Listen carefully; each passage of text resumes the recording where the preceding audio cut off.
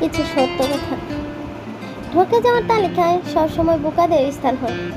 অল্প ব্যথায় মানুষ কাঁদে, আর অধিক ব্যথায় মানুষ পাথর হয়ে যায়। মানুষ কঠিন আঘাতে প্রিয়জনকে অতিশাপ দেয় না, বরং গভীর ভালোবাসায় মানুষ নিশ্চুপ হয়ে যায়। মন পরিষ্কার রাখুন, কারণ শেষ হিসাবটা অর্থের নয়, কর্মের হবে। যে কোনো সম্পর্কয় একটু মায়াবী হওয়াটা খুব দরকার।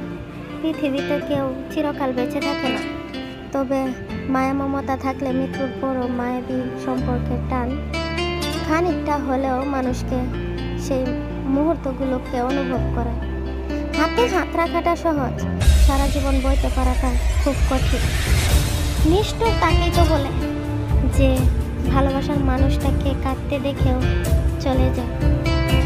ভাগ্যবোধহয় এমনই হয়, অনেক বেশি করে সারা মানুষটাও সবার আগে হারিয়ে যায়। কিছু ব্যথা গায়ে লাগে না, হৃদয়ে লাগে।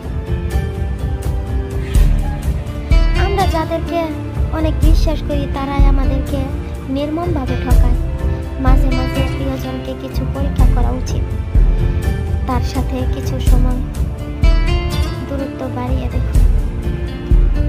সে যদি আপনার জন্য ছটফট করে, আর যদি না করে অন্য অপশন বেছে নেয়, তাহলে বুঝবেন সে আপনার ছিলই না। ভালোবাসার শহরে পা দেওয়ার আগে নিজেকে কঠিন উপকরণ দিয়ে তৈরি করে নেবে, কারণ ভালোবাসায় যেমন সুখ থাকে, ঠিক তেমনই তার চেয়ে বেশি যন্ত্রণা থাকে। বিশ্বাস ভাঙার কোনো অস্ত্রের প্রয়োজন নেই, কিছু অভিনয় আর কিছু কথাই দূরত্ব আর অপেক্ষায় এই দুটোই দূর পেলে বোঝা যায়। কাছে থাকলে দামি জিনিসটাও সস্তা লাগে। যে মানুষ তোমাকে কষ্ট দিয়ে হচ্ছে জেনেও চুপ করে স্থির থাকতে পারে, সে তোমার আর যাই হোক না কেন তোমাকে কখনো ভালোবাসে।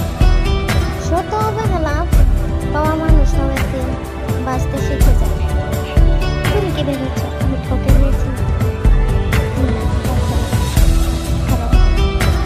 ঠকেছে তোমার বিশ্বাস, তোমাকে বিশ্বাস করতে।